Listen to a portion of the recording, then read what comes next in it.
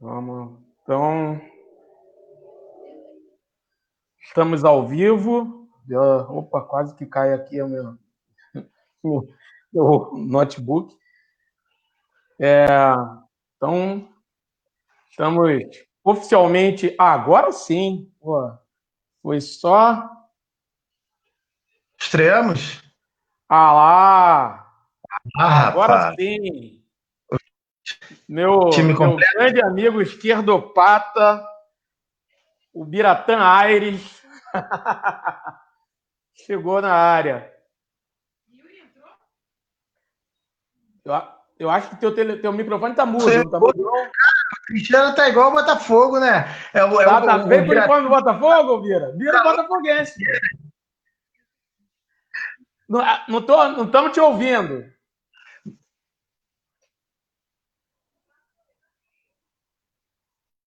Fala aí.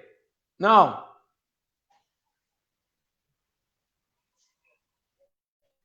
Ainda não estamos te ouvindo.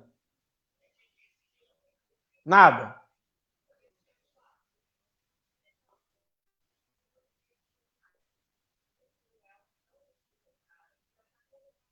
Será que é porque tu botou a camisa do Botafogo para vir para a live? Tu tá mudo, cara. Teu microfone tá mudo, Bira. Aqui, tá mudo. Continua mudo. Não tô te ouvindo. Não. Nada. Não. Tá ouvindo, Adriano, ele? Não, não. Não. Nada, nada. Aumenta.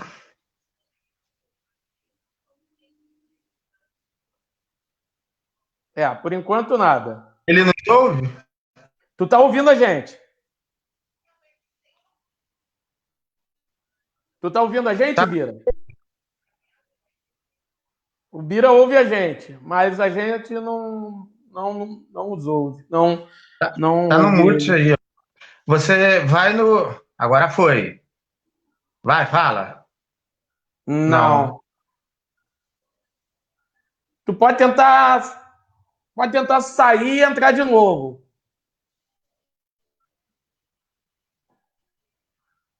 É. Então, enquanto o Bira vai saindo e entrando, então Essas vamos questões, começar, vamos tocando aqui. com É, certeza. então, para o pessoal que está chegando aí, isso aqui é a live do Trincheiras da Esbórnia, podcast. Eu sou Nilvio Peçanha e estou aqui com o querido cirista mais adorado do país, Adriano Ferreira. Fala aí, salve! Salve a todos. A 12% da população. Então, já. E com viés de alta. Mas, enfim. Saudade, né? Estamos aqui quarentenando. E aí, essa é a ferramenta que nos cabe para tentar se comunicar e ter contato com os nossos fãs ao redor do globo. A boa tecnologia que ela nos permite isso. Mas, enfim, estamos aí através da live para falar com todo o planeta Terra. É isso. Por falar em falar, vamos ver se o Bira agora consegue. Vai, Bira! É contigo? Não, ainda não estamos ouvindo o Bira.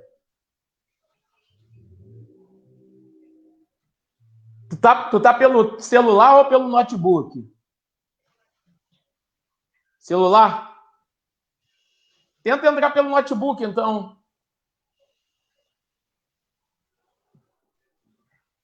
De repente, pelo notebook você consegue.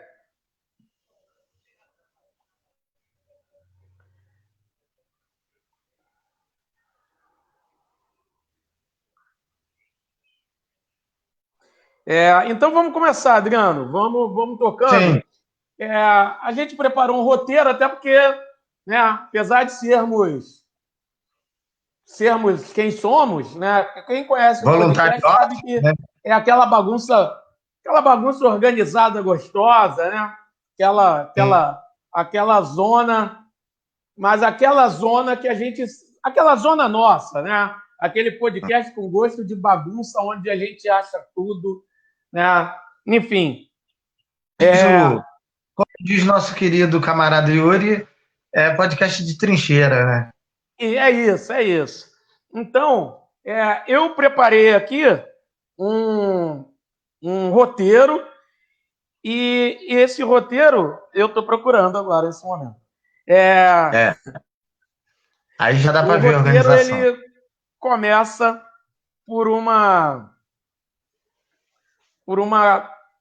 pela nota, que é o seguinte: a gente vai falar hoje sobre a ideia de retorno às aulas, né? Não sei por que cargas d'água num país com mais de 1.000 mortes diárias, onde a gente não conseguiu achatar curva nenhuma. Né? Virou um platô, né? Um planalto. Você olha o gráfico, ele se estabilizou em cima. A gente conseguiu estabilizar em cima. É isso. Nosso gráfico, ele continua. O nosso gráfico é uma reta, né? Ele estabilizou ali e tá de boa, né? Enfim. E começaram a falar em retorno às aulas porque sim. Por quê? Porque sim, porque é isso. Porque querem. Agora eu estou ouvindo o som aí, Bira. Me escuta agora? Agora sim. Agora então, vamos, antes da gente começar, vamos à apresentação do nosso querido esquerdopata, doutrinador, Biratã Aires. Biratã Aires. Seja bem-vindo no time. Valeu, obrigado. Um prazer revê-los. Prazer nosso. Prazer revê-los. Cai não, Nico. Pô. Tá muito eu tenho essa mania de cair, né, cara? Só depois. Não começou nem o brasileiro ainda, tô caindo. Essa mania que ele tem de cair, né, cara? Não. O brasileiro nem começou, eu já tô caindo, cara.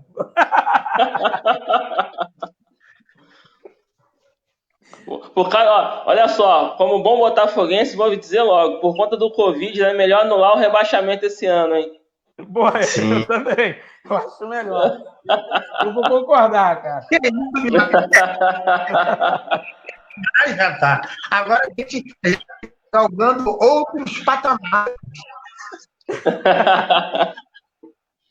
Não, mas é isso. Estamos firmes no troféu 10º lugar.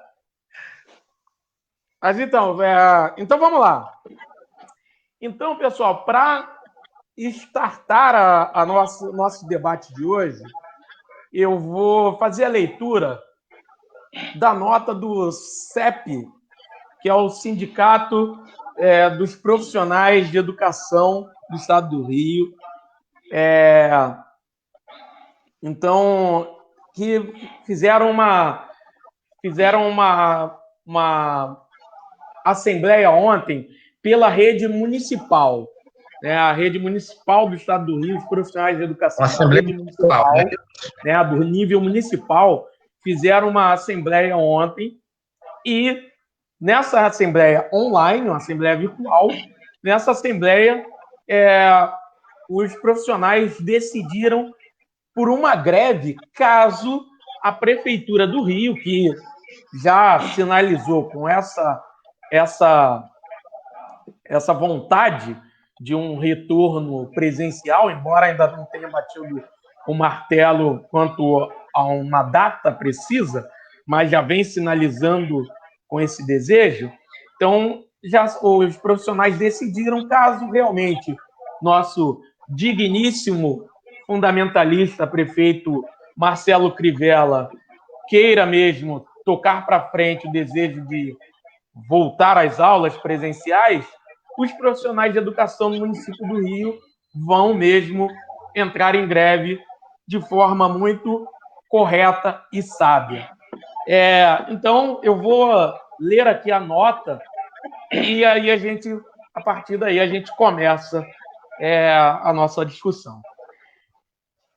Rede Municipal do Rio de Janeiro decide por não retornar às atividades dia 3 de agosto.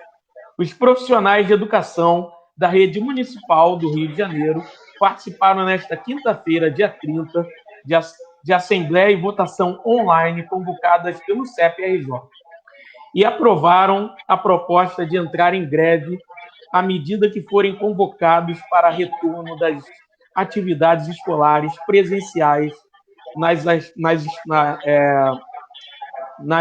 escolas, previstas pela Prefeitura a partir de 3 de agosto. A Assembleia Virtual foi realizada a partir das 10 horas dessa quinta-feira. Foram apresentadas diversas falas nas quais os profissionais de educação, além de diretores do sindicato, se colocaram contra a volta às aulas, enquanto a pandemia não estiver controlada, segundo padrões aferidos. Eu me perdi aqui. É que eu estou lendo pelo WhatsApp e acabei me perdendo. Voltei. Segundo padrões aferidos por entidades sanitárias e científicas, tendo a Fiocruz e universidades públicas à frente.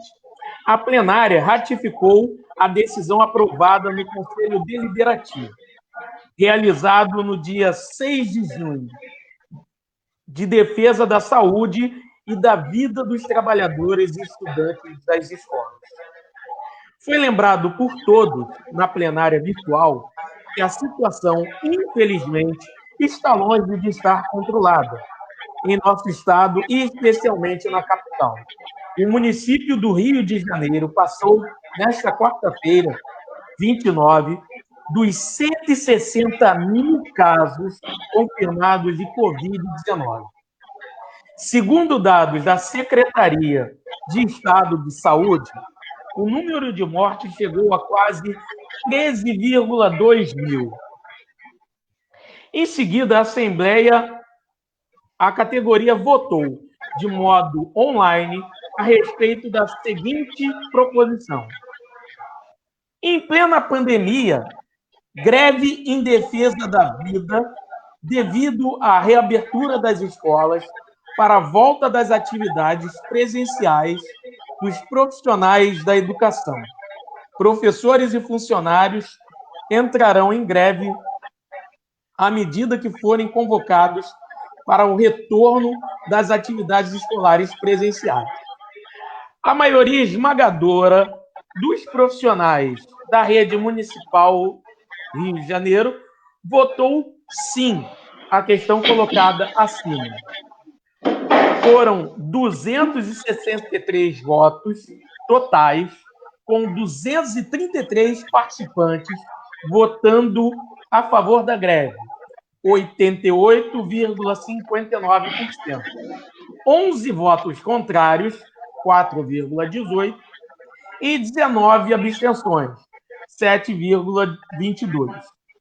Com isso, o CEP-RJ convoca a categoria a se mobilizar e não aceitar a pressão para o retorno às atividades presenciais. O sindicato vem participando do grupo de trabalho da Prefeitura, onde, em conjunto com a maioria das entidades presentes, alertou a Secretaria Municipal de Educação a não reabrir as escolas agora em agosto. Também a audiência do sindicato com a secretária Thalma Romero Suani, realizada nesta quarta-feira, dia 29, a diretoria do CEP apresentou vários elementos e reafirmou o perigo para toda a comunidade escolar da volta apressada às atividades, como quer o prefeito e a SME.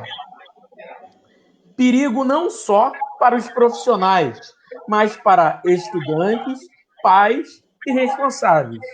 O CEP reafirma que prestigia a comunidade científica, que de forma ampla e pública indica ser o retorno neste momento inapropriado. Conclamamos o apoio da sociedade carioca a essa nossa luta que, acreditamos, não é só dos servidores municipais da educação RJ, mas de toda a sociedade. Nosso compromisso é com a vida e saúde de todos. Então, esse foi o pronunciamento do CEP, né, ao Sindicato dos Profissionais de Educação do Estado do Rio de Janeiro, após a assembleia do nível municipal, né, da rede municipal. A assembleia da rede estadual, se não me engano, será amanhã. Então, a partir daí, e aí, vamos lá, vamos começar com o convidado. E aí, o Biratã, o que tu acha da iniciativa? A greve é o melhor caminho, a decisão sábia? O que você achou disso aí? Bom, Nivo, boa noite a todos, né? Boa noite, Nivo, boa noite, Adriano, e aos espectadores. Olha, eu acho que essa greve, essa decisão da Assembleia, ela foi muito mais uma ameaça por parte do CEP para pressionar a prefeitura a manter o isolamento dos estudantes, né? Principalmente dos estudantes, também dos professores.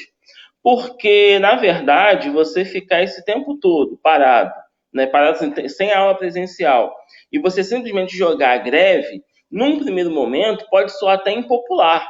Você dizer, pô, os professores não estão indo à escola e na hora de retornar estão querendo greve. Então, eu penso que essa greve aí, ela tem o objetivo de forçar a prefeitura a negociar a manutenção da vida de professores e estudantes. É nesse sentido que eu concordo com o CEP. Né? Eu acredito que o sindicato não esteja, de fato, querendo fazer uma greve mesmo, igual às greves de outrora.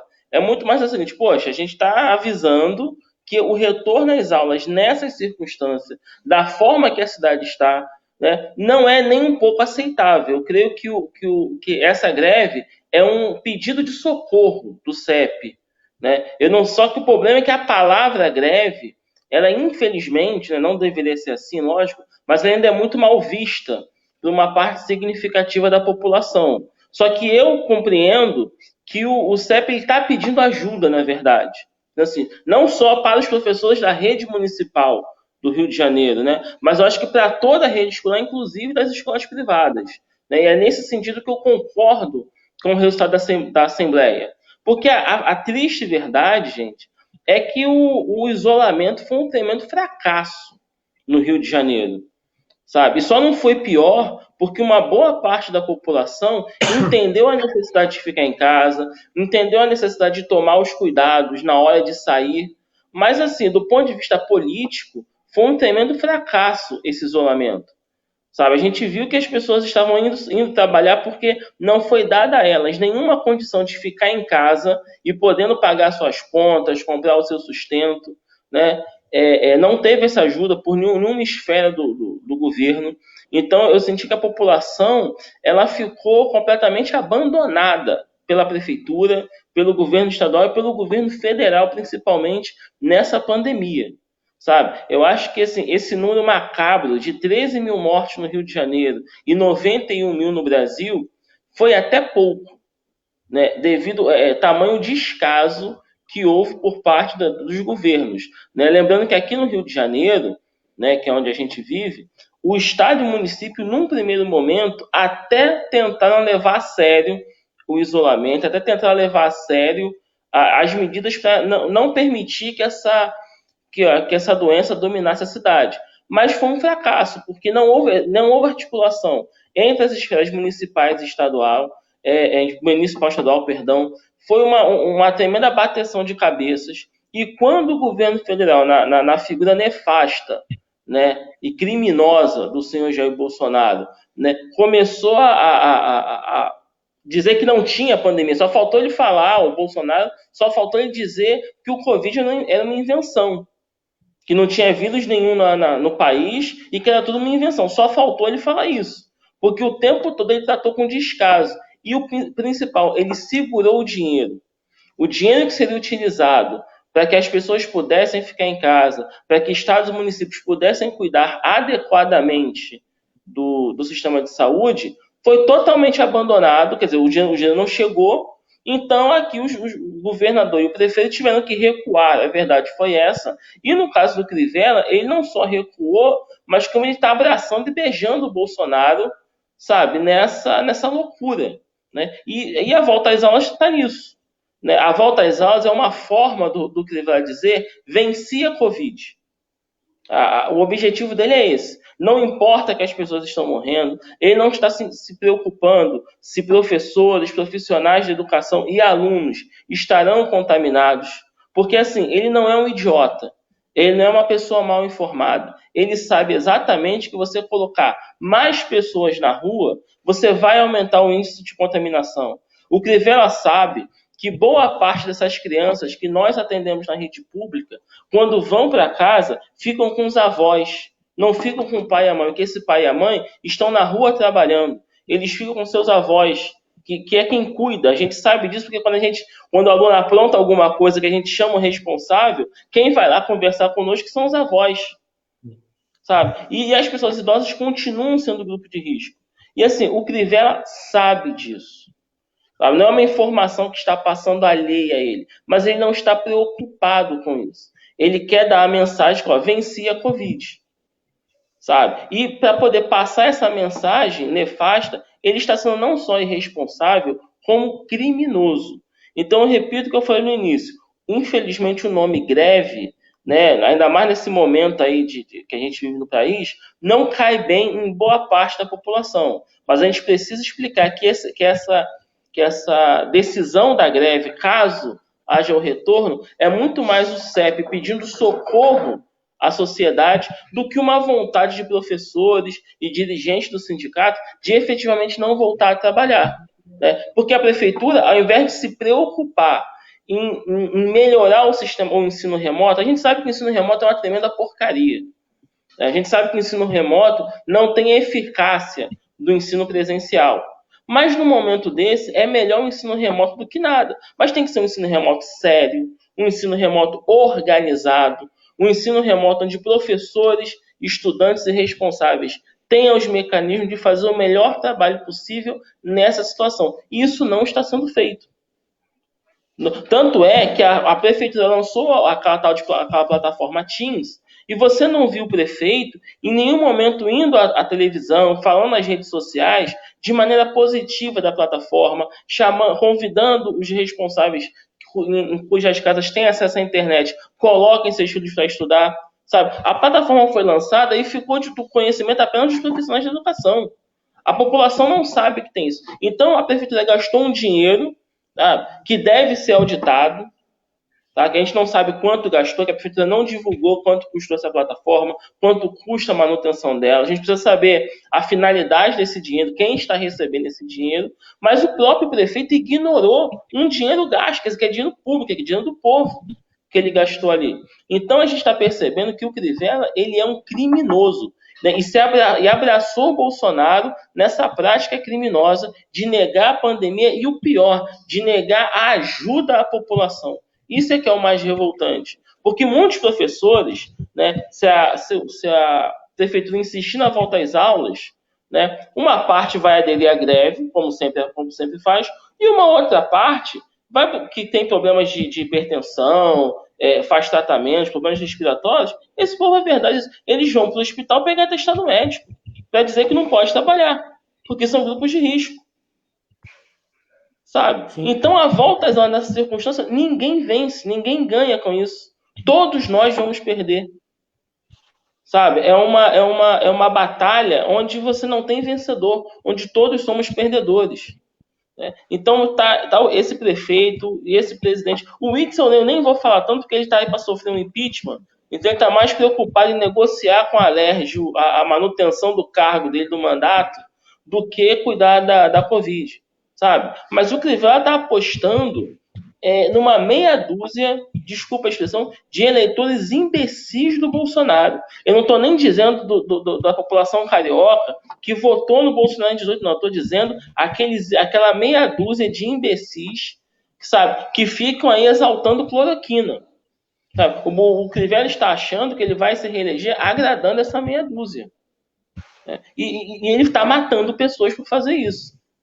Esse é o grande problema. Então, assim, o CEP está corretíssimo em marcar a greve e em tornar público essa insatisfação com a política criminosa do Bolsonaro. E a gente precisa ajudar o CEP nesse sentido, né, dizendo para as pessoas, olha só, nós não queremos não trabalhar, nós queremos salvar a vida dos seus filhos.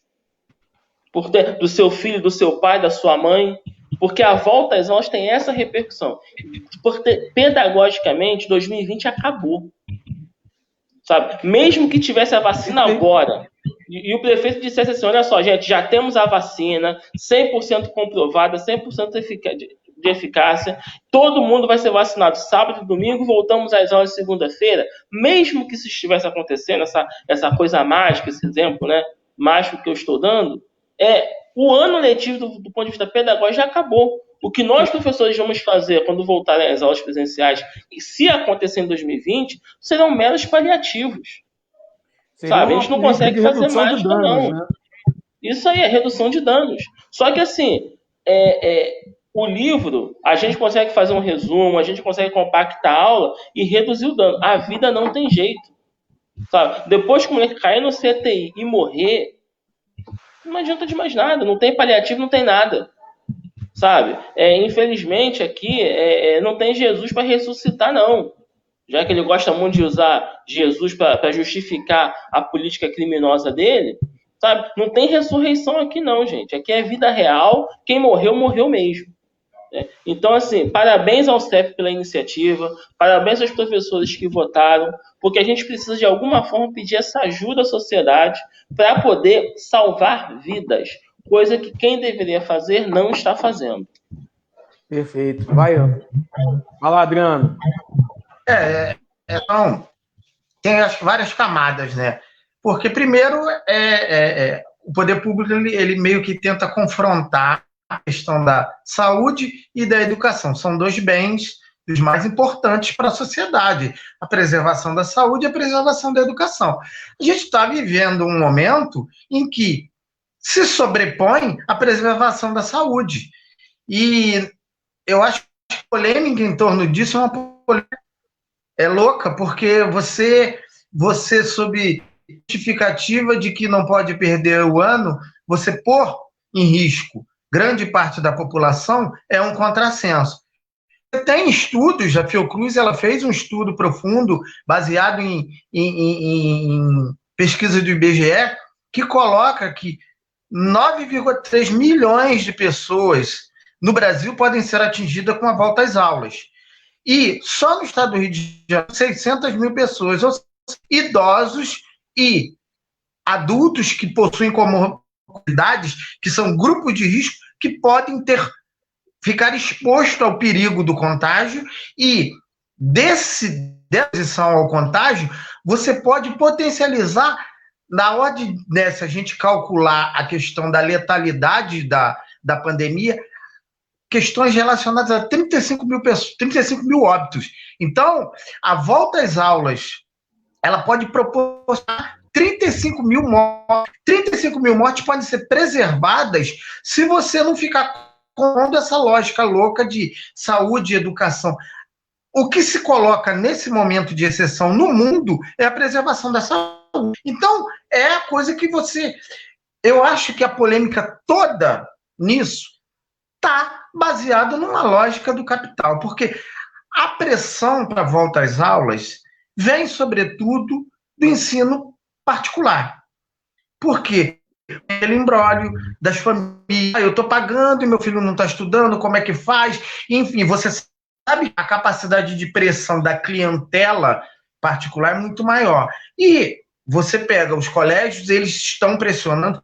É muito nítido isso que eu estou falando quando você vê o noticiário da mídia colocando a questão das voltas às aulas. Eles amenizam a questão no sentido de que, voltando às aulas, você mostra todos os mecanismos que vão ser usados, os protocolos para poder proteger os alunos e, consequentemente, proteger os lugares no ensino particular. Fica o noticiário todo falando que é possível se você tiver um protocolo bem... Só ao final que ele sempre coloca que o ensino público está sucateado, com todos os seus problemas, suas demandas, enfim, e que no ensino público é difícil. O debate polêmico, a pressão toda, ela surge da clientela, que tem seus filhos no colégio, e da rede.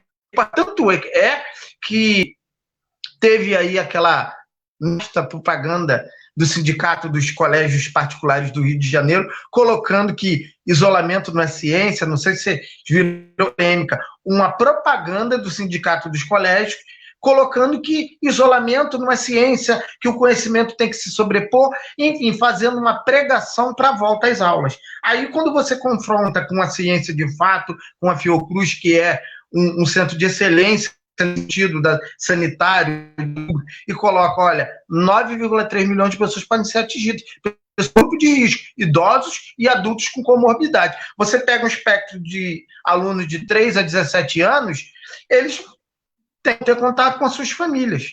Para além disso, o estudo coloca que não é simplesmente a questão do contato dos alunos com os profissionais de educação e com os familiares. Você tem por exemplo, o aluno vai ter que sair de casa, ele vai quebrar, ele vai estar no transporte público, sabe que é muito difícil, quem vive o cotidiano de um colégio sabe que é difícil conter e conseguir que o isolamento seja efetivo num colégio. Imagina, eu dou aula no público, um colégio que tem uma estrutura que já não é satisfatória, você pega milhares de alunos, como é que você vai fazer? Então, e a grande maioria é a rede pública, a grande maioria de contingentes de alunos é da rede pública.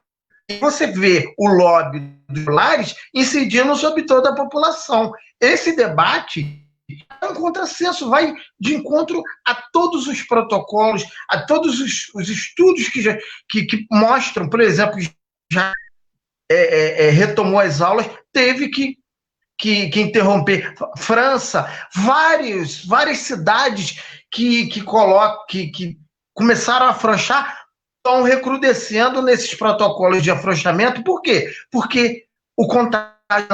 O vírus, ele não é lógica. O vírus, ele é orgânico e ele contamina. O brasileiro, o francês, o europeu, o americano. Se você dá condições de o vírus se propagar, ele vai se propagar. E está provado que a propagação se dá através do contato.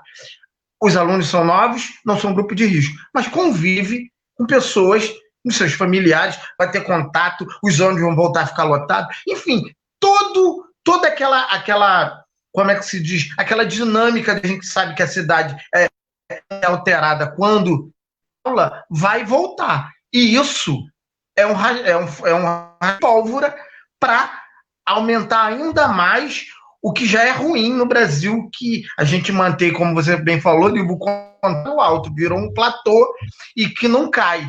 Mais de 1.000 mortes diárias por dia. Voltando, a gente potencializa essa questão. É isso. Não, perfeito. As colocações de vocês dois se complementam, né? E, inclusive, o nosso grande camarada aqui e ouvinte também do Trincheiras, o Diego Nunes. Fala, Diego. Grande baterista, grande músico. Grande Diego. Falou também citou também o que você acabou de falar.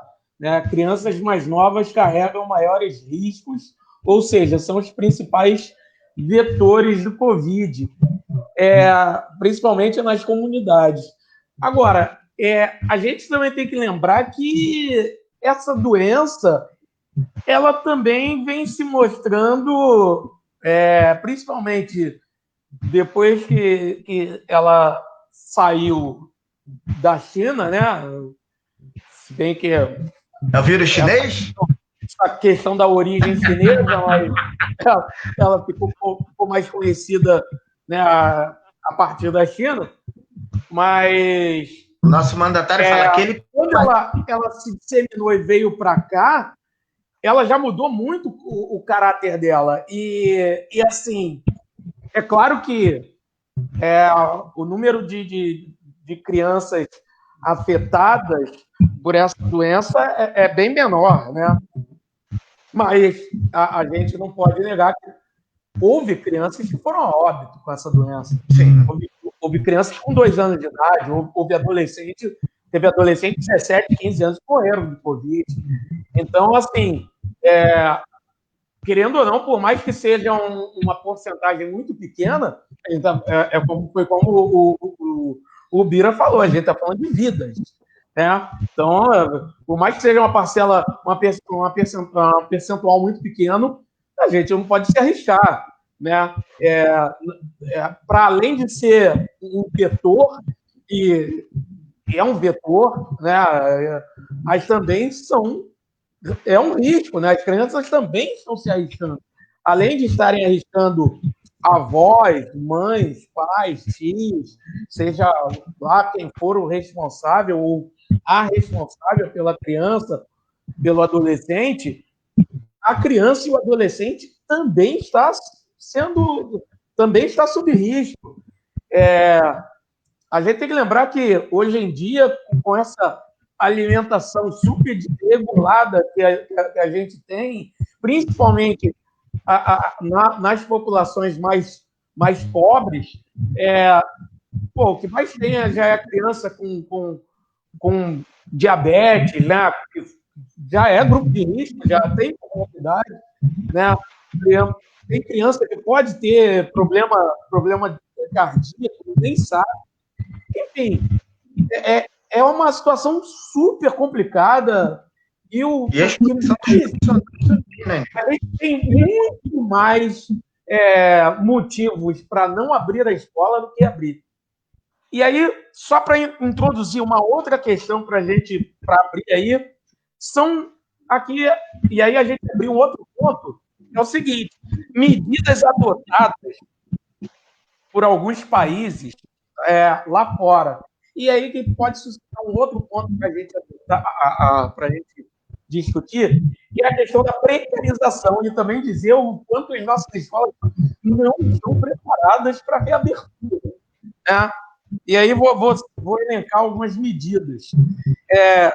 Desinfecção de escolas, tendas de desinfecção dos alunos na entrada, controle de temperatura, uso de máscaras, lavagem de mãos e instalação de torneiras, grupos menores de alunos, distanciamento, horários diferentes de entrada e saída, arejar a saída, afastar professores do grupo de risco.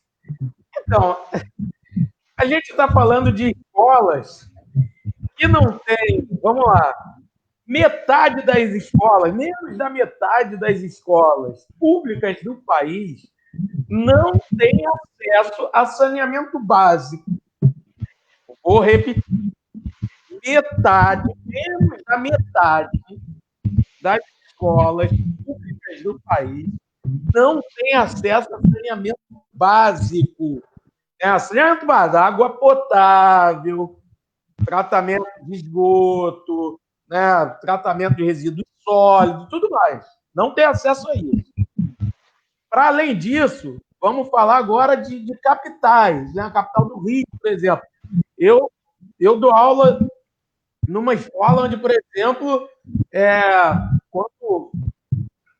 quando chove, a água inunda tudo. Cai água dentro da sala de aula, o pátio vira uma cachoeira, né? Até há pouco tempo não tinha porta no banheiro, por anos sem ter porta no banheiro das meninas, né? Então, assim, isso na comunidade de Manguaribe, em Paciência. Cara, essa escola mal tem porteira, não tem. Eu dou aula também no Cesarão, não tem funcionário para nada. Agora, no âmbito estadual, eu dou aula no estado, na comunidade de Cesarão. Não tem funcionário, não tem. Ainda em Manguariba tem um pouquinho mais de funcionário. Né? Mas as escolas públicas do município estão com déficit de funcionário fora do normal. Ou seja, todas essas medidas, e agora para passar para vocês, todas essas medidas que havia, por exemplo, pelo menos boa parte, desinfecção, né? Lavagem de mãos, controle de temperatura, depende de saneamento básico, depende de funcionário, depende de uma série de coisas que as escolas públicas, pelo país, não só no Rio de Janeiro, mas pelo país, elas estão muito carentes. E aí, como é que a gente faz?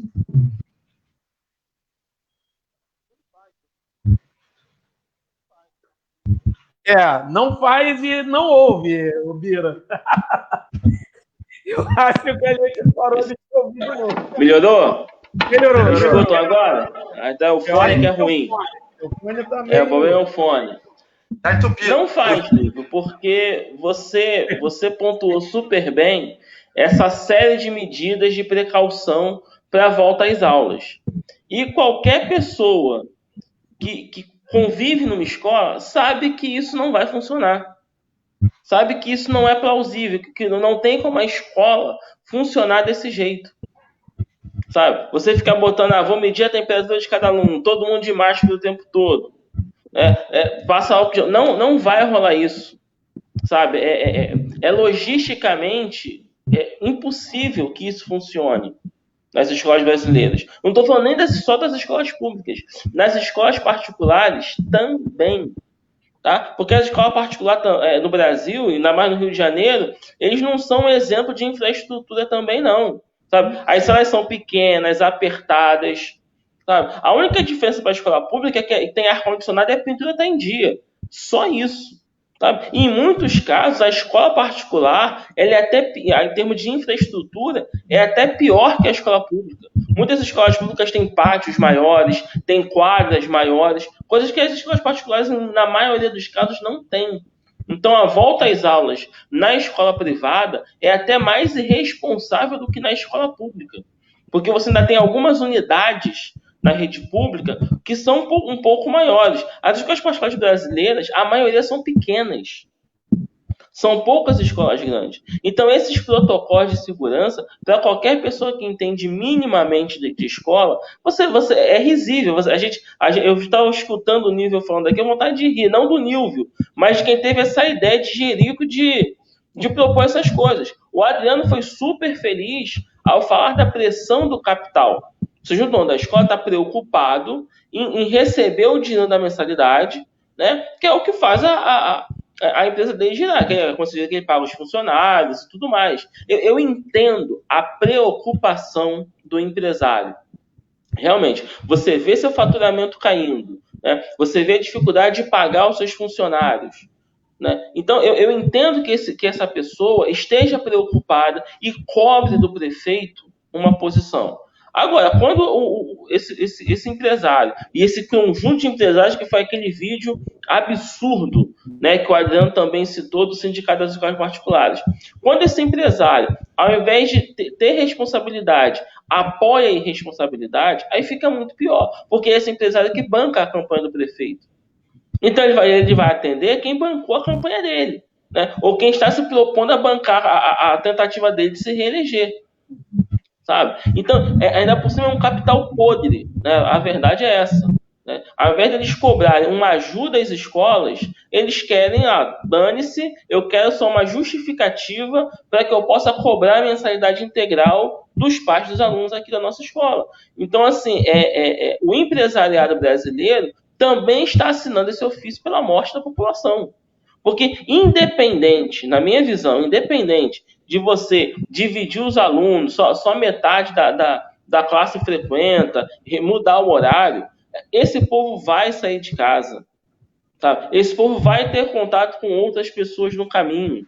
Tá? Seja no ônibus, seja na rua, passando numa padaria, parando para comprar uma bala. Você aumenta o contato das pessoas sãs com pessoas contaminadas, e você vai aumentar a disseminação do vírus. Sabe? O que está faltando aqui no Rio de Janeiro é a coragem de dizer que a única coisa que a gente tem para preservar nossas vidas é manter o maior isolamento possível. A gente sabe que não dá para deixar todo mundo trancafiado em casa. A gente entende essa necessidade, sabe? Mas assim, eu reconheço que o cara tem que comer. Então, uma hora eu tenho que sair para ir ao supermercado. Uma hora eu preciso sair para passar na padaria. Eu entendo essa necessidade da pessoa. Mas assim, ir para a escola, ainda mais a escola particular, é até pior, porque nas escolas particulares o ensino remoto está acontecendo.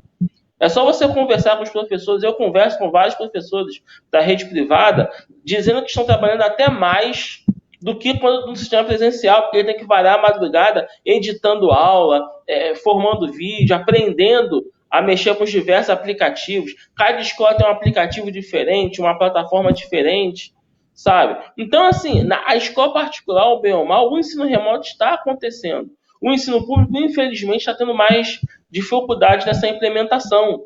Então, assim, se eu estou conseguindo dar aula para o meu aluno da escola particular, sabe? Se o pai do aluno sabe que ligando o computador, ligando o celular, o garoto vai ter uma aula. Não é a aula que todos nós gostaríamos, com certeza. Mas ele está aprendendo algum conteúdo, ele não está no zero, sabe? Por que esse pai vai querer arriscar a vida do seu filho? O camarada já está pagando a mensalidade. Porque se está tendo aula online, ele está indo todo mês lá pagando o boleto. Uma coisa é o responsável negociar uma redução e tal, aí faz parte, né, infelizmente, do processo. Mas, cara, pra que essa ânsia de voltar às aulas? Ninguém tá ganhando com isso. Absolutamente ninguém. Sabe? Não tem vencedor. Oi? Não tem vencedores talvez nisso. Oi? As funerárias talvez estejam ganhando. Só se for, né? Sabe? Você sobre o ensino remoto, fica muito nítido, né? A precariedade. Está um pouquinho baixo, Adriano. Público fica precário. A precariedade do ensino público fica muito evidente porque você vê que foi implementado o ensino remoto, porém a dificuldade é muito grande dos alunos.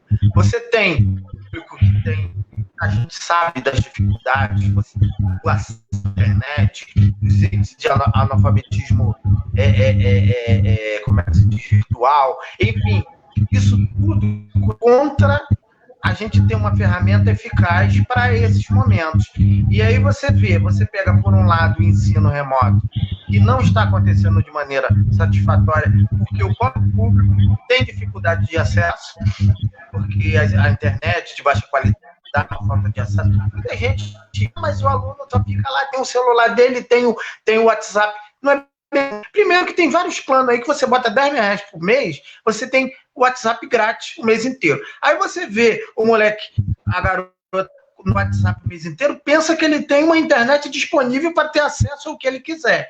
E não é a verdade.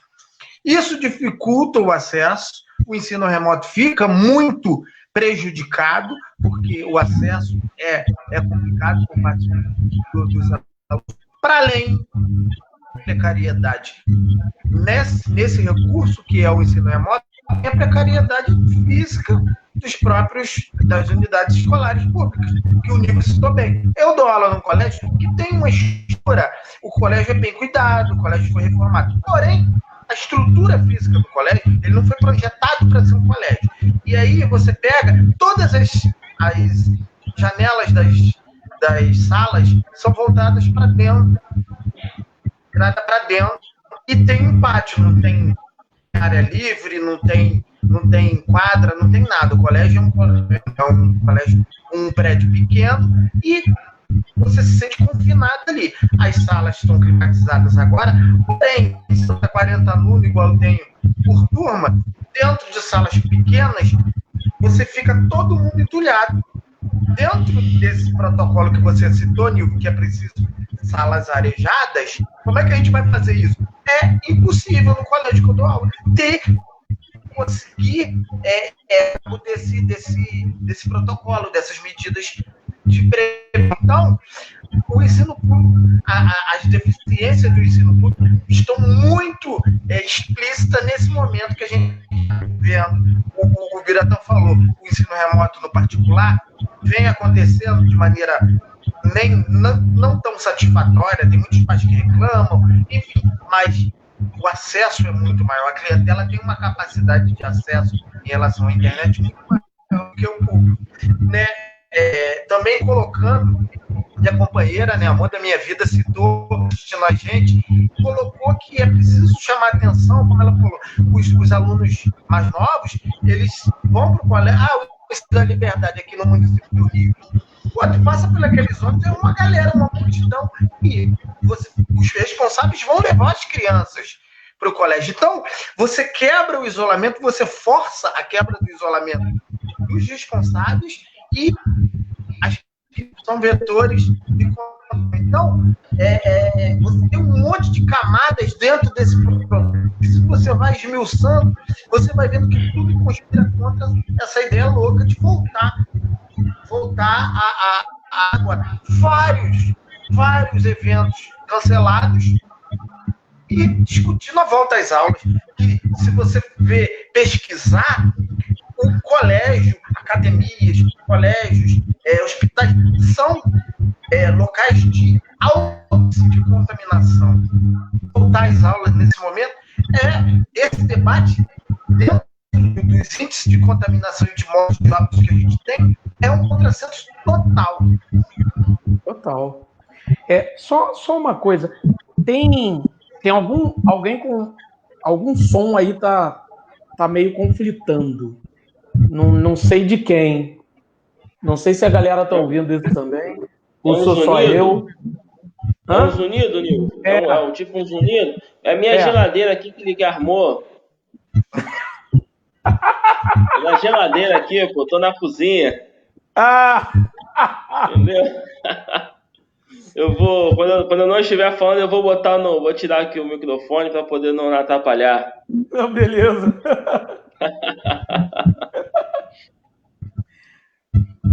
Então, por falar eu só vou ler 2 comentários aqui. Vou falar em Bruna Rosa, né, na digníssima companheira de Adriana Ferreira. Vou ler o comentário dela aqui. Ela falou, também vale colocar 2 observações. Primeiro, que as crianças em idade escolar, em sua grande parte, não vai à escola sozinha. Basta lembrar dos ônibus da Liberdade, né? E, cara, esses ônibus da Liberdade, a gente sabe como é que é. E assim, a questão do ônibus da Liberdade, aliado à questão das crianças, né? Uma coisa a gente, com todo o cuidado que a gente tem, em algum momento a gente se descuida, a gente esquece, a gente mete de repente, a gente mete um dedo no olho e tal. Porque, cara, não ainda não está entranhado no nosso dia a dia. Isso. Ainda não está no nosso dia a dia. Imagine a criança, cara. Imagine mesmo o adolescente. Cara, é difícil. Então, logo a exposição não é só da criança, né, que vai estar acompanhada, mas do responsável que acompanha. E é fogo. E esses ônibus vão estar mais cheios ainda. Né? Outro fato a se discutir são as regras de política pública que tem como crivo a frequência escolar dos alunos aos pais que puderem manter seus filhos em isolamento, caso retorne às aulas. É isso, né, cara? Eu tenho um filho, e o meu filho é de escola pública, porque eu defendo muito o ensino público, e por isso eu matriculei meu filho numa escola pública. Cara, e, na boa, meu filho só volta quando eu achar que seja algo plausível de voltar. Também tem aqui um comentário do nosso digníssimo Diego, a diretores de escolas particulares notificando professores que, se houver o retorno, professores e professoras, os professores e professores não acatarem, irão ser desligados. Muitos colegas que somente não estão na rede privada estão preocupados e desamparados. Muitos começaram esse ano as suas experiências. Realmente é uma coisa muito complicada, né? E aí são realidades totalmente diferentes. Pra gente, eu acho que até vale a gente comentar. tanto o Adriano colocou uma questão muito, muito pertinente, quando a Globo começa a fazer essa distinção de que o retorno nas escolas privadas, e o Bira também colocou, também acho muito bom, uma coisa de que o ensino privado é muito melhor do que o ensino público. E, cara, na boa, tem gente pagando 300, 400, 500 reais em muita escola pública, muita escola particular aí, que se estivesse colocando em escola pública, estaria tendo o mesmo ensino ou até melhor. Né? E só que essas pessoas não estão... Como está na moda botar isso no Facebook, nas redes sociais, essas pessoas não estão preparadas para conversar sobre isso. Então, mas sobre essa questão da Globo, falar que o particular está preparado e o público não, cara, quando a Globo ou qualquer especialista, mídia, o que seja, coloca uma coisa dessa, cara, a pessoa está, primeiro, é uma coisa que beira o inconstitucional, porque você está colocando, está realçando a desigualdade, né? Você está ali incentivando ainda mais a desigualdade de ensino. Como é que uma esfera vai voltar, a esfera, o setor privado volta e o público não? Aí os alunos que estudam na área privada vão poder começar a se desenvolver, e os alunos que estudam na área pública não. E aí como é que vai ser isso aí? É complicado, né? Enfim, e a outra questão da gente discutir, que agora para jogar para vocês, é justamente essa coisa de que essa questão de que do profissional, né, cara? Se o profissional na rede pública, né, o professor, a professora, não só professor, professora, também secretária escolar, merendeira, o pessoal da limpeza, enfim, os profissionais de educação em geral, muitas vezes podem sofrer alguma forma de assédio. Imagine na rede privada como isso pode acontecer, porque ali tchau e benção, está na rua. Né? Como é que é isso aí? Olha, o assédio é evidente. Vamos lá. O assédio ele é evidente, né? O professor da iniciativa privada, coitado, ele não tem para onde correr. Assim, uma vez que a escola determinar a volta às aulas, esse profissional vai ter que aparecer na escola para dar aula. Sabe? O máximo que pode acontecer, são os pais dos alunos não mandar esses alunos para a escola privada. Eu não vou mandar o meu filho para a escola, e conheço muitos colegas que não vão mandar seus filhos para a escola, mesmo que as aulas retornem segunda-feira.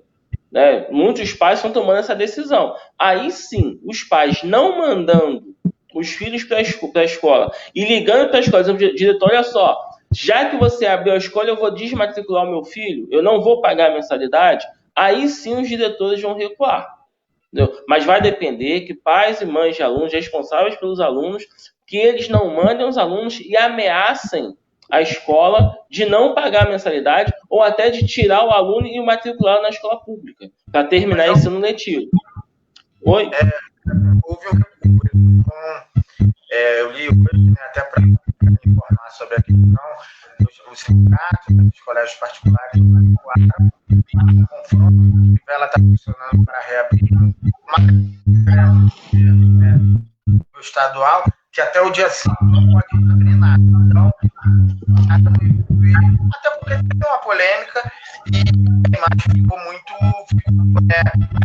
aquele vídeo infeliz, postaram de propaganda, o debate está aí, muita gente falando que não vai os filhos se expor ao contágio, eles recuaram na abertura dos colégios.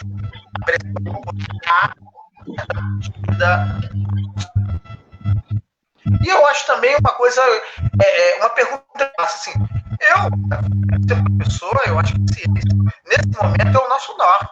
A ciência no sentido de apontar caminhos, no sentido de nos dar esperança para resolver esse problema que a gente está encalacrado aí no mundo todo.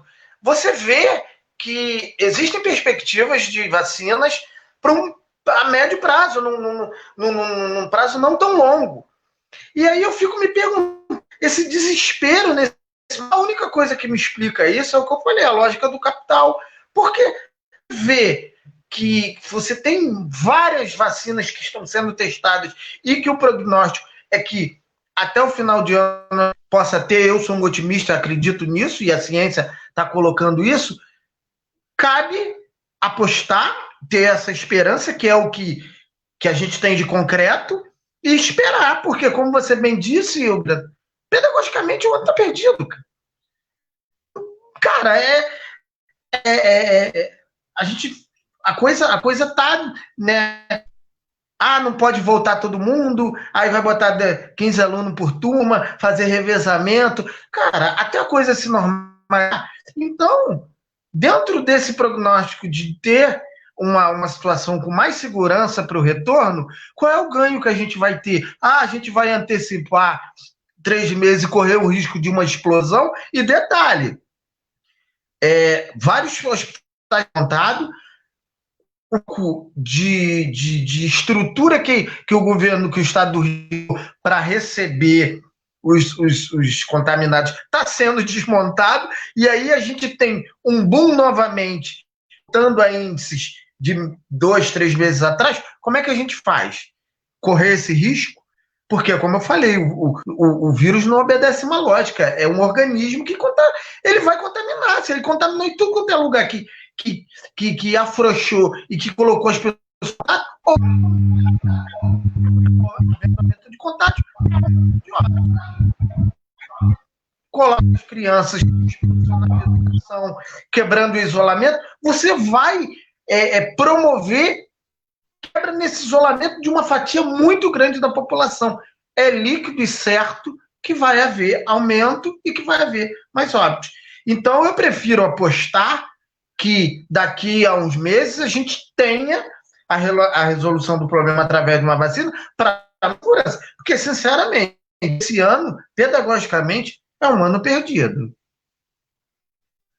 Só um adendo aqui no comentário do Adriano, que ele falou da pressão do capital, né? Eu entendo que a maior pressão, Adriano, vem dos capitalistas sem capital.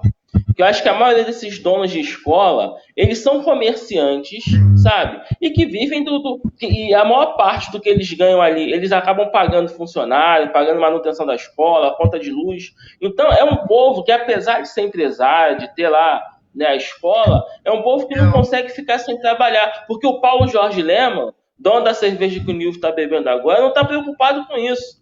Ele pode ficar 10 anos sem... Ele pode ficar 10 anos sem trabalhar que ele continua bilionário. Já o dono da escola aqui da esquina, ele não consegue ficar um mês sem a mensalidade, que ele vai à falência. Então, assim, são esses capitalistas sem capital que estão desesperados, sabe? E adotando essa loucura, sabe? De pressionar a volta às aulas, de ameaçar os professores de demissão caso não apareçam, porque eles estão desesperados sem saber como vão pagar as contas. Eu sei que muitos desses donos de escola se endividaram para poder climatizar o colégio, para poder fazer a pintura, para poder ter uma estrutura que agrade aos pais dos alunos que vão pagar aquela mensalidade. Então, muitos estão pagando empréstimos aí que fizeram, né, e tiveram que reduzir o valor da mensalidade por conta da pandemia. Estão desesperados com essa diminuição da arrecadação. Né? Porque os donos dos grandes grupos empresariais de escolas, como o Croton, por exemplo, que agora tem até uma outra designação, esse povo não está muito preocupado, não. Não é que eles não estejam preocupados, Mas é uma galera que já tem tanto dinheiro e tantas formas de lucrar com outras coisas que eles, facilmente, o dinheiro que ele perdeu com a redução da mensalidade na escola, que diminuiu o lucro dele, ele investe em outras coisas no mercado financeiro, na bolsa de valores, eles conseguem compensar os seus ganhos, porque eles têm muito dinheiro. Agora, esse dono da escola, eu comparo ao dono do boteco, do restaurante que teve que fechar, porque não podia receber o cliente. Tá? Então é esse povo que eu chamo de capitalista sem capital. E é esse povo que foi desamparado pelo governo. Não os trabalhadores, lógico, mas o pobre, o trabalhador, ele está eternamente desamparado. Né? Mas esse pequeno empresário é que está em desespero, porque ele vai no Itaú, o Itaú não está emprestando dinheiro para ele. E se empresta, é um juro altíssimo. Que está valendo muito mais a pena para o Itaú pegar o dinheiro do governo e devolver para o próprio governo via título do Tesouro, do que emprestar risco para esses pequenos empresários. Então, eles estão desesperados, né? E ao invés do governo então, responder, dando a eles algum tipo de linha de crédito para que eles consigam honrar os compromissos, né, o bem ou mal com seus funcionários, né, a resposta é, então, vamos abrir a escola. Porque, realmente, abrindo a escola, não tem por que eu dar desconto para o pai do aluno, sabe? Não tem por que o pai do aluno não pagar. É isso que eu falo. A única forma disso ser revertido são os pais dos alunos da escola privada ameaçarem tirar o aluno e botar na rede pública. Mesmo que ele não faça isso. Mesmo que ele mantenha o aluno na mesma escola, pagando a mensalidade, somente essa ameaça que vai doer no bolso vai fazer os diretores recuarem. Do contrário, eles vão porque eles realmente estão desesperados. É um ou outro que está podendo se dar o luxo de manter a escola fechada por mais tempo, com mensalidade reduzida. A maioria está preocupada porque eles também são endividados. Eles também têm contas a pagar. A verdade é essa, né? Apesar do cara ter um padrão de vida maior do que a maioria esmagadora da população, é um povo que depende daquele ganho também. E aí junta e acaba confluindo naquele vídeo absurdo do sindicato. Né? Eu digo que é o capitalista sem capital que está fazendo essa pressão. Né? Uma outra coisa que eu queria comentar, só para passar aqui, quanto ao acesso aos alunos. Né? A gente sabe que a maioria da população que tem celular, né, tem um programa grátis para usar o WhatsApp, alguns planos, né, que não são tão caros, você tem acesso ao Facebook. Então, se a rede pública, né, o município e o Estado, quisessem, de fato, dar um mínimo de informações, né, via ensino remoto, né? Poxa, o estado do Rio de Janeiro é gigantesco, é um estado muito rico. O município do Rio de Janeiro é muito rico. Facebook e WhatsApp é uma empresa do mesmo dono. Tá? Será que não daria para eles conversarem com os donos, né, com os representantes desse grupo, né, o grupo Facebook aqui no Brasil, e negociar com eles um link grátis, né, de acesso gratuito para os alunos da escola pública terem pelo menos 10, 15 minutos de mini videoaulas por dia? Sabe, criar uma plataforma integrada, já que essas pessoas têm, já que grande parte da população acessa de graça o Facebook, acessa de graça o WhatsApp. Então, eu acho que se a prefeitura e o Estado quisessem realmente que o ensino remoto chegasse o mínimo que fosse para os alunos, eles teriam negociado com esses empresários. E valeria a pena, porque Facebook e WhatsApp ganham dinheiro com propaganda. Então, quanto mais gente acessando, mais dinheiro eles ganham. Então, poder-se ter pensado em alguma coisa nesse sentido. Eu não sou especialista em algoritmo, nada disso, mas assim, as pessoas que entendem do riscado saberiam propor alguma coisa útil. Mas não, eles preferiram adotar essas plataformas que custam muito mais caro e que têm um acesso muito menor. Então você vê realmente, não é só um descaso, é um desprezo pelo aluno da rede pública. Sabe, o que está acontecendo? E o desprezo maior agora é querer que esse povo vá para a rua e morra. Sabe? Se não morrer o aluno, porque, sei lá, o adolescente não pega, né? Vai morrer o pai, vai morrer a mãe, vai morrer o avô, porque esse povo todo está na rua. Sabe? Então, esse desprezo pela vida dos alunos é muito revoltante. Muito revoltante mesmo. Desculpa ter falado demais, gente, perdão. Não, perfeito. Eu só estava vendo aqui para a gente botar em discussão esse comentário aqui que eu achei também super pertinente e vai acrescentar mais uma complicação. Para a gente já começar a se encaminhar para o fim, mas a gente precisa comentar isso aqui, né? O tenso disso tudo é que os pais estão voltando a trabalhar, né? Ao trabalho presencial, e as empresas não vão aliviar para quem tem filhos e não tem com quem deixá-los. Eu não sei o que fazer com o meu filho se não tiver como deixá-lo na escola e a empresa me tirar do home office. Cara, perfeita a colocação da Aline Sabino. Obrigado, Aline Sabino. Na verdade, obrigado a todo mundo que tem comentado aí, mas o comentário da Aline Sabino agora foi realmente um comentário que vai acrescentar uma questão realmente bem complicada, né? Porque como a gente está batendo o tempo inteiro aqui em questões que o tempo inteiro tangenciam a questão do capital, né? E agora a gente está e agora a Aline jogou uma coisa que realmente é super pertinente, porque realmente os trabalhadores e trabalhadoras estão voltando agora, porque o comércio, as empresas estão voltando de forma agora presencial, né?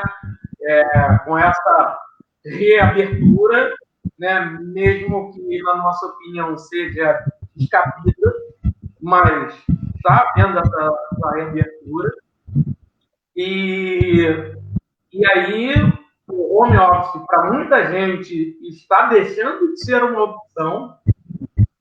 E aí? E para essa galera que o home office está deixando de ser uma opção e tem filho e filha? Porque, por exemplo, eu falei que o meu filho não vai voltar, né?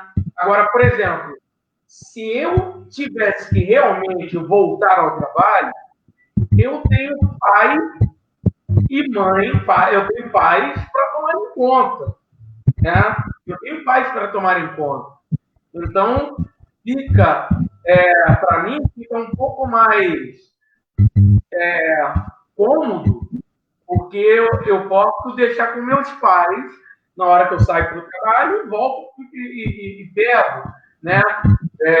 E também tem a mãe do meu filho que a gente compartilha e tudo mais, mas a mãe do meu filho também trabalha e também deixa na hora que vai trabalhar.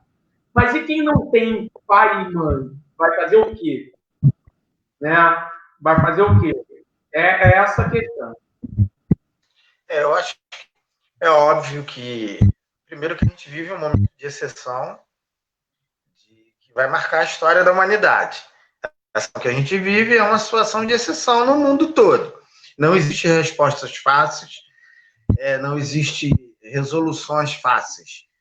Agora, o que a gente vê dentro de exemplos que a gente tem primeiro, que a gente não fez o dever de uma forma satisfatória, porque você vê hoje países que levaram mais a sério o isolamento, o poder público dando uma estrutura para que acontecesse de forma efetiva mesmo, e as sociedades em que o poder público agiu da maneira mais correta, hoje eles estão vivendo uma situação de privilégio, digamos assim, uma situação muito melhor do que países que, em certa medida, não tomaram as medidas que eram recomendáveis no período e que tinham números de óbitos ainda muito alto, em número de contágio ainda muito alto, e que, com um discurso de que a economia acabou criando-se postergando, alongando muito mais os efeitos nocivos, os efeitos negativos da pandemia. Você, sob o pretexto de conservar a economia girando, você explodiu o número de contágios, explodiu o número e hoje vive uma situação muito complicada. Quem tomou as medidas cabíveis de maneira mais séria, que cria uma estrutura de isolamento social radical, hoje colhe os frutos de estar saindo e retomando a atividade econômica de uma maneira muito mais segura, poupando muito mais vidas. O Brasil, ele é o segundo em números. A gente só tem mais do que a gente, os Estados Unidos. Nada, temos 2 líderes negacionistas no mundo em relação a esse problema. Então, aqui, a gente vai pagar isso já ter sido dito já há alguns meses. Um preço muito caro. Por quê? Porque para a gente sair dessa situação de temor grave que a gente ainda vive, por conta do alto índice de óbitos e do alto índice de contágio, a gente ainda vai pagar porque a gente está patinando, tá? O gráfico uma queda. Você compara gráficos de pico de contágio nos países que levaram a sério isso, você teve pico de contágio, hoje você tem índices de contágio de morte muito baixos comparados ao Brasil. O Brasil subiu e está lá em cima, a gente está com 1.000 mortes diárias. E aí, a gente está falando de vidas. Por mais que já tenha 4 meses que a gente vive essa situação, a gente acaba, infelizmente, natalizando esses números. São mais de 1.000 vidas diariamente por conta de uma política pública mal feita. E aí isso acaba atingindo a todos. Essa que foi pertinente que ela colocou em relação a essa insegurança, porque você tem a pressão para voltar, mas tem a insegurança de ver que ainda o problema ainda é batendo a nossa porta muito grave. Por conta de uma política pública. As respostas aqui, nos Estados Unidos, na Inglaterra, as respostas são muito mais complicadas, muito mais de serem tomadas. Lá no início, foi mal feito. E aí você vê hoje, a gente você vê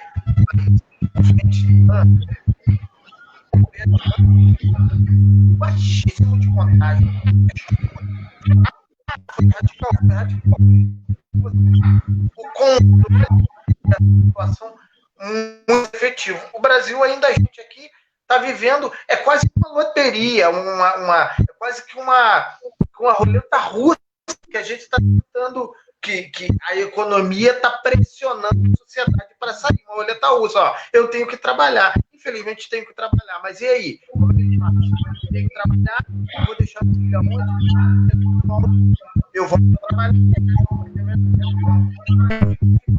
Mas pode na minha é uma roleta russa. A falha da política pública que foi tomada aqui.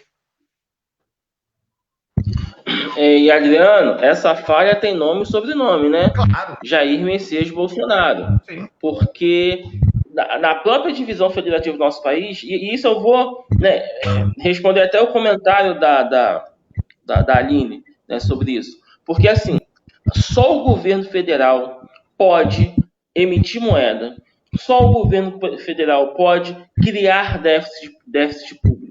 Porque governos estaduais e municipais não têm essa capacidade. O governo Bolsonaro liberou mais de 1 trilhão e 300 bilhões de reais de fundos que estavam retidos no Banco Central, ele entregou para os bancos. Aí os bancos pegaram esse 1 trilhão, sabe, e devolveram para o governo federal, mas não devolveu, emprestaram ao governo federal recebendo juros. Era um dinheiro que estava parado no Banco Central, num fundo, que os bancos têm que depositar todo mês, todos os dias, né, pelas regras monetárias. Esse dinheiro foi para o banco e o banco emprestou de volta para o governo. Sabe? Então, quer dizer, o governo dispensou 1 trilhão e mais o déficit de mais 1 trilhão, são mais 2 trilhões de déficit aqui, para não resolver. O governo ele pode criar déficit e cria esse déficit para resolver o problema. Então, quando você fala muito bem do erro da política pública, é porque você pega o dinheiro e dá na mão da população, para que a população possa ficar em casa. Você empresta mesmo Pode emprestar pelos bancos públicos, pelo Banco do Brasil, pela Caixa Econômica, pelo BNDES. Empresta para o pequeno empresário para que ele consiga pagar as contas do mês, pagar o salário de todos os seus funcionários, deixar o cara em home office recebendo. Agora, quando o empresário não recebe esse dinheiro, quando o trabalhador não recebe esse dinheiro, aí fica esse problema que a Aline ressaltou. Ela não pode largar o emprego. Então, se o patrão mandou voltar ao presencial, ela vai retornar ao presencial. Mas por que o patrão está cobrando? Porque ele está ligando a televisão, está abrindo a internet e vendo o governo dizendo que é só uma gripezinha que o povo pode voltar a trabalhar. Então ele vai ligar para o funcionário, você vem trabalhar, ué. Sabe? Então, quem deveria estar garantindo, né, que as pessoas pudessem ficar em casa, não está fazendo isso. E o pior, está torrando o dinheiro com os motivos errados. O desemprego no Brasil já está em 40 milhões de pessoas.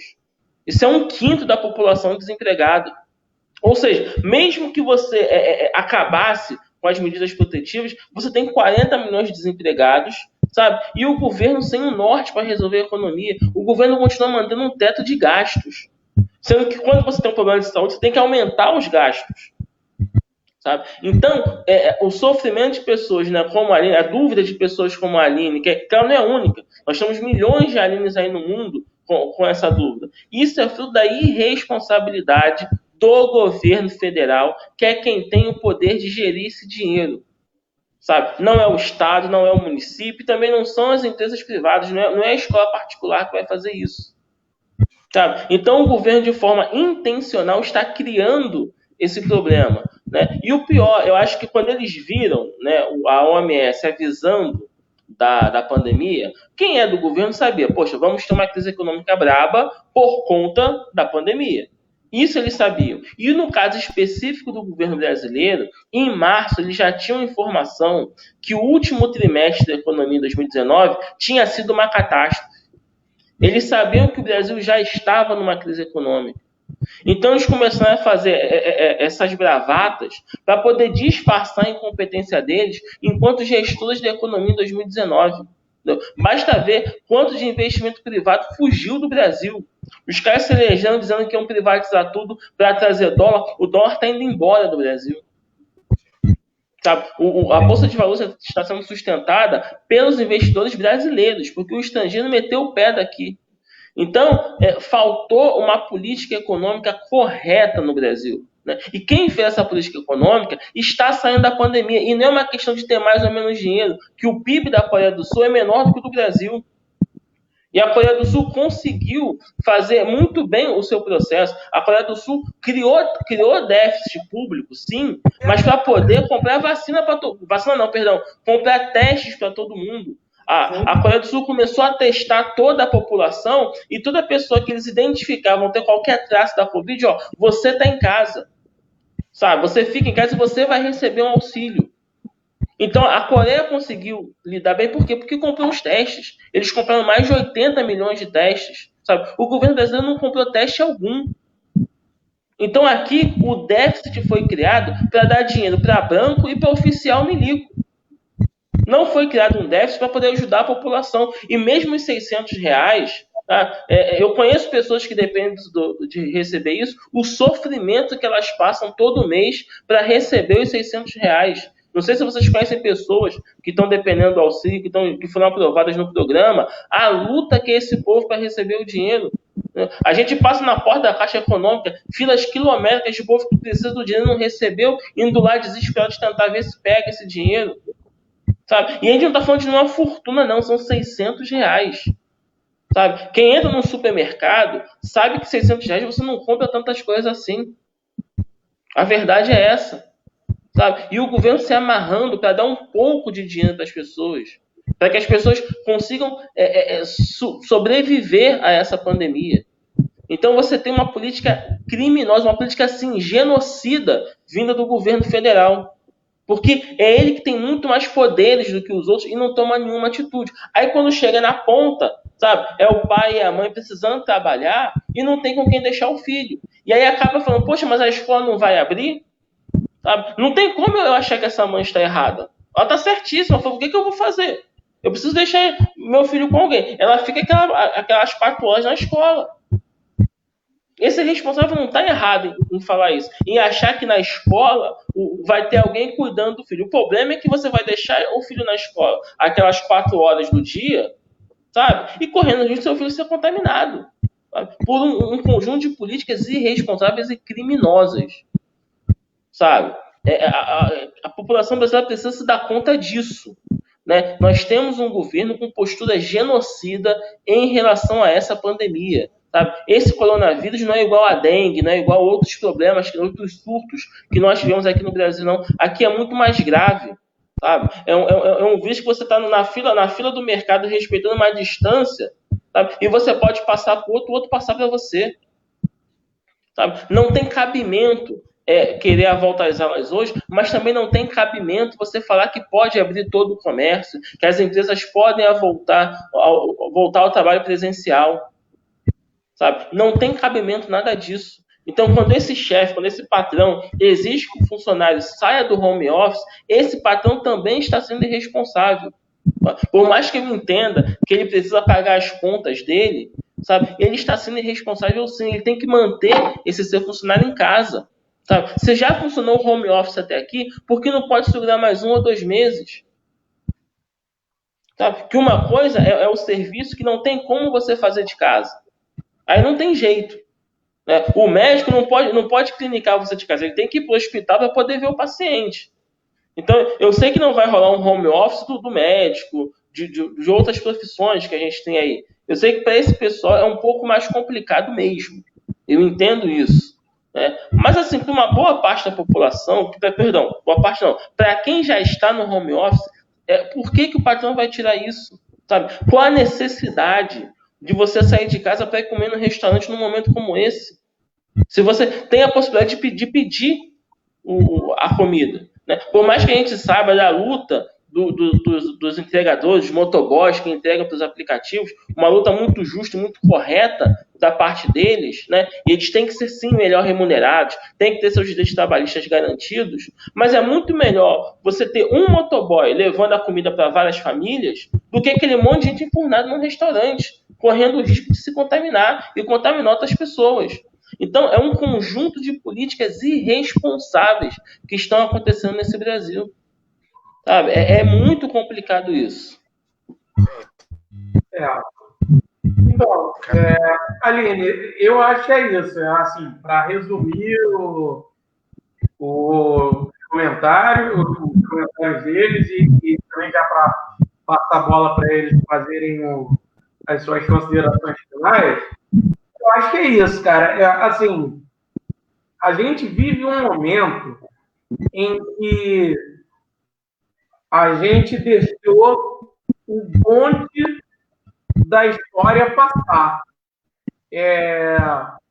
Porque o seguinte, as medidas que a gente podia tomar, a gente não tomou nos momentos que elas deveriam ser tomadas. E aí o que acontece? O governo federal, assim, quem acompanha a página, quem acompanha o podcast, quem acompanha, né, qualquer coisa minha, do Adriano ou até do Biratã, sabe que a gente é totalmente anti-Bolsonaro, anti qualquer coisa do Bolsonaro. Mas, cara, o tempo inteiro, durante a pandemia, eu queria que o Bolsonaro, fizesse com que eu queimasse minha língua e pudesse a todo momento elogiá-lo durante a pandemia, entendeu? O tempo inteiro eu queria isso, mas não foi isso que aconteceu. O tempo inteiro o Bolsonaro foi o Bolsonaro. Durante a pandemia, ele não fez nada além de usar a ideologia tosca, reacionária de extrema-direita dele. E foi justamente durante a pandemia que ele expôs a faceta mais neofascista dele. Então, é justamente nesse momento em que a gente vê o quê?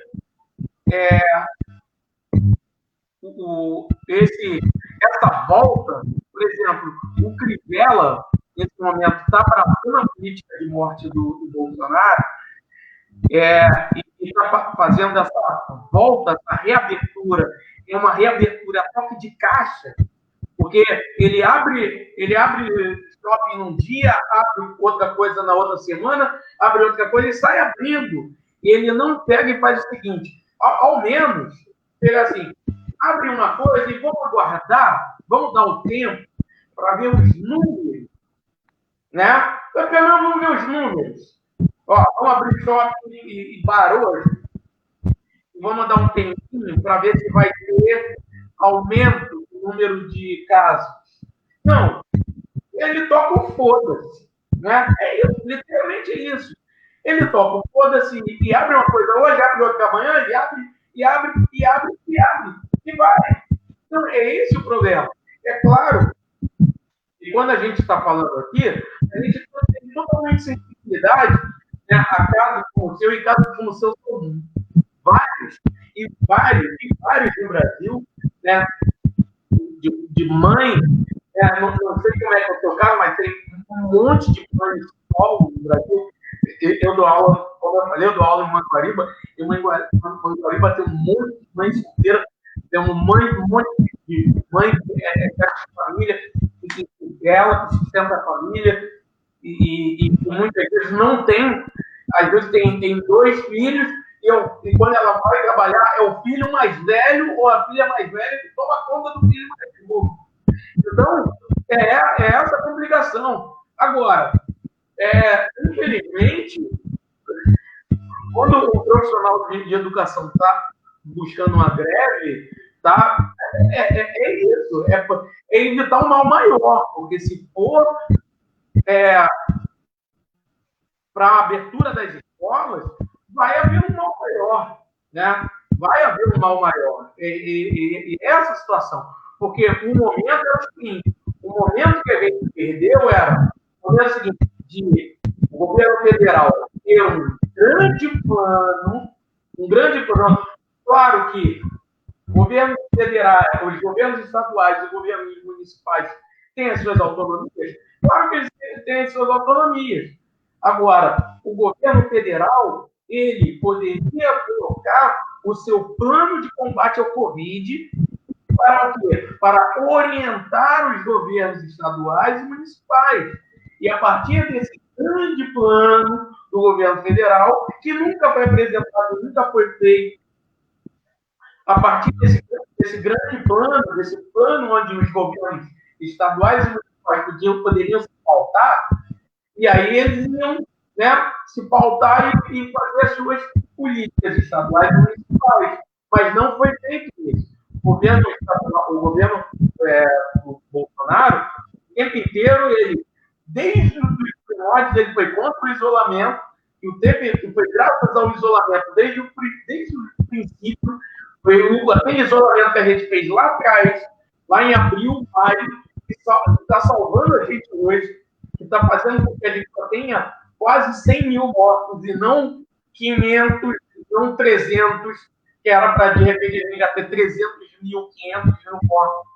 Então, e eu estou falando demais, eu já vou passar a bola.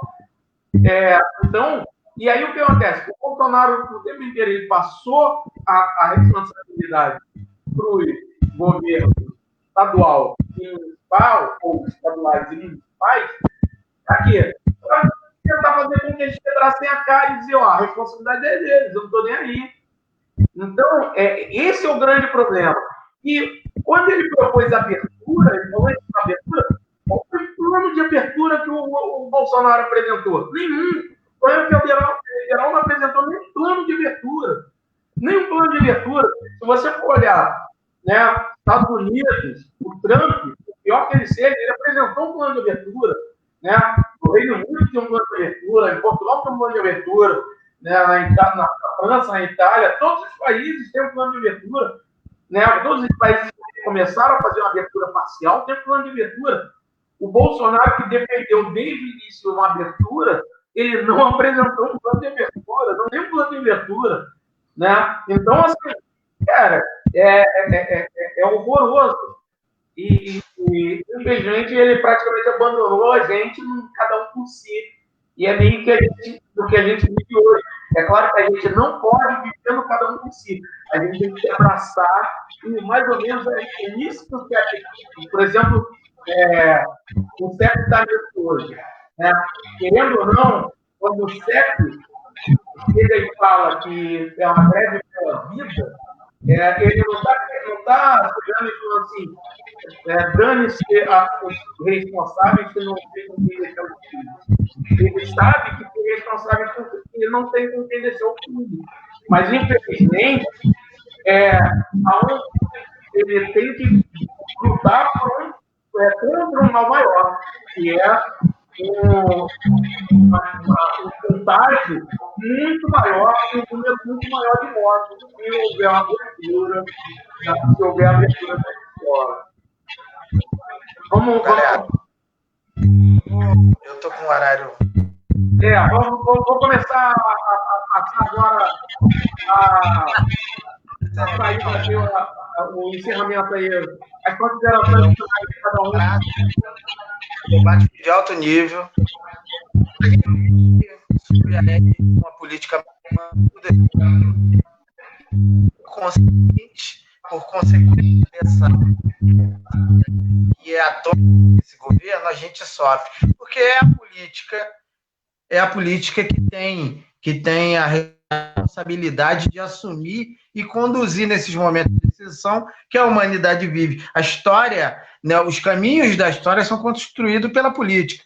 Fora a política é a violência. E nesse governo, tudo é mambembe. A política do governo é mambembe. Então, todas as que são demandadas pela sociedade brasileira vai vir na forma mambembe, na forma falha. Porque é um governo falho, é um governo que não tem projeto, é um governo que é feito, organizado de um dia para o outro, sem nenhum tipo de planejamento.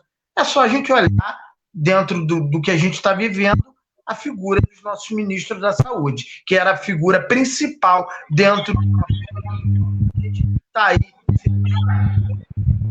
Isso. Um abraço do Biratã.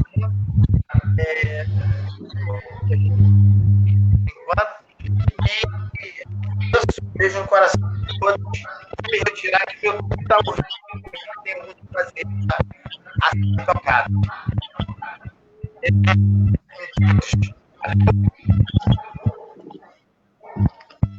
Vamos lá, então, só para encerrar. Valeu, Adriano, até mais. Só para encerrar, Nilvio, então, assim, duas coisas. Primeiro, ficou nítido nessa nossa conversa que o objetivo do CEP, ao ir contra a volta às aulas, inclusive ameaçando uma greve, não é porque não é a escola que não deve voltar. É que muita coisa que voltou também não deveria ter voltado. Acho que o aviso é esse. Né? Quando a responsável fala, olha, com quem que eu vou deixar meu filho, o problema não é a escola estar fechada. O problema é a empresa, as empresas estarem reabrindo porque estão sendo incentivadas pelo prefeito, pelo governador, a reabrirem. Né? Essa falta de política. Então, vai nesse efeito cascata e acaba chegando à escola. Entendeu? Porque se a empresa dissesse, olha, fique no home office, fique em casa, não, eu vou cuidar do meu filho não vai para a escola. Se o maluco do diretor, se o maluco do prefeito quiser abrir a escola, problema, meu filho vai ficar comigo em casa. Mas quando o patrão manda você ir trabalhar, você fica nessa sinuca de bico. Então, a medida do CEP é essa, é dizer o seguinte, ó, temos que fazer a política que não foi feita nesses 5 meses. Que é a política de preservação da vida, dos empregos, é o que não aconteceu, é a política pública. Isso fica nítido, essa falta de política pública, porque o governo do Bolsonaro é o próprio vírus, sabe? O Bolsonaro, ao invés de combater o vírus, ele é o vírus que está combatendo a população, sabe? Ele quer ampliar o alcance do vírus e matar mais pessoas do que ele possa fazer. É a única coisa que ele está realmente cumprindo da promessa de campanha dele. Ele falou que ele ia acabar com tudo que foi feito aqui. Está acabando, inclusive, com a vida das pessoas, sabe? Ele está destruindo o país, sabe? É um governo da destruição, né? Não é um governo, eu acho que assim, os próprios donos, os verdadeiros capitalistas, né, desse país, vai ter um momento que eles vão tirar o apoio do Bolsonaro. Porque essa política destruidora, ela vai ser disfuncional para o próprio capital. Sabe? Não vai se sustentar no longo prazo. Sabe? Eu acho que como ele está em menos de 2 anos, o acúmulo que esses verdadeiros capitalistas têm ainda seguram a onda, eles conseguem barganhar, vamos fazer mais reformas, como disse o presidente do Itaú, perdão, o presidente do Santander Brasil, não, temos que ampliar as reformas. O presidente do Itaú falou, não, até que é bom, porque aí com desemprego reduz a inflação, porque não tem aumento de salário. Sabe? Então, assim, você vê que os verdadeiros capitalistas, eles estão vendo algum lastro para poder ampliar o seu avanço sobre a classe trabalhadora. Mas vai chegar um momento que essa gordura vai queimar. Sabe? Porque essa política genocida está queimando essa gordura. Vai chegar o Brasil ele não aguenta 150% de dívida pública, não. Sabe? Os Estados Unidos conseguem fazer isso. O Brasil não. Então vai chegar um momento que os próprios capitalistas vão tirar o apoio ao Bolsonaro. Não à toa, né? Para concluir, o velho da Havan falou hoje que ele nunca foi bolsonarista. A gente vê o desespero que está batendo nesse empresariado. Né? O velho da Havan já está dizendo, não sou bolsonarista, não. Eu sou só um entusiasta. Então, assim, já é o caminho. Eu creio que o capital vai tirar o apoio do Bolsonaro, porque essa política é muito destrutiva, sabe? A população não vai aguentar, o país não vai aguentar, e não vai ter auxílio emergencial que vá dar jeito nisso. Num primeiro momento, tu ganha ali os R$600, né? Você até vai ter um pouco de simpatia ao governo, mas vai chegar um momento que nem isso vai ser suficiente. Né? Tanto é que diziam que, para concluir mesmo, diziam que o Bolsa Família era o cabresto do PT. E isso não impediu que a população pedisse o impeachment da Dilma. Então, não é essas políticas compensatórias, elas têm um efeito positivo ao governo no primeiro momento, mas elas não são eternas. Tá? E, no mais, obrigado, Nilson, pelo convite. Tá? Adoro participar aqui com vocês. Obrigadão mesmo. Até mais a todos. Obrigado por ter aceitado. E é isso. Agradeço também a todo mundo que acompanhou a gente. Agradeço o pessoal que comentou, está acompanhando até aqui. E é isso, galera. Brigadão. Boa sexta-feira aí, bom final de semana e vamos lá. Até a próxima. Um abraço.